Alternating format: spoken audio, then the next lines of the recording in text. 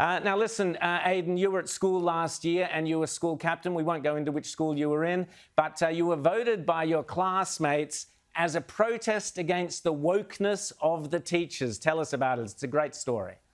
Well, it was sort of a classic outsider's case. When you have an orthodoxy established, as the left have established in, unfortunately, our education and our media and in art, there's a natural appetite to fight back, especially when that orthodoxy is telling young boys that they are oppressors and that they are guilty of sins that happened well before they're born. Of course, they want to vote for someone who wants to stand up against that. So what happened with the school? What happened with the school? The teachers weren't happy with you being the school captain because you were clearly conservative, and you challenged some of the regulations at the school. Tell us about that. Yes, so we had multiple votes that were that's obviously not standard procedure. You have one vote. They sort of kept making us vote, and they kept getting the same answer. So eventually, they had to accept me. And unbelievably, over the few years before I became captain, they'd removed the anthem from our assemblies. They'd stopped putting prayer first and instead had put other things, and that's at a Catholic school.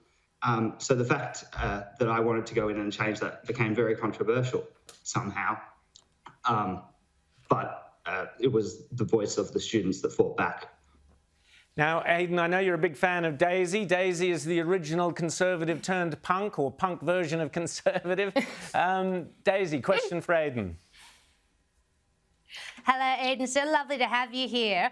Look, just to pick up on what Rowan said, you and I have both talked in our commentary about the concept that conservatism is the new punk.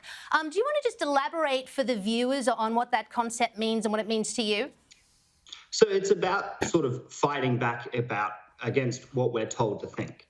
So I think there's a lot of gaslighting from the world's media around what young people think. They constantly say young people are progressive, despite there being very little evidence of that.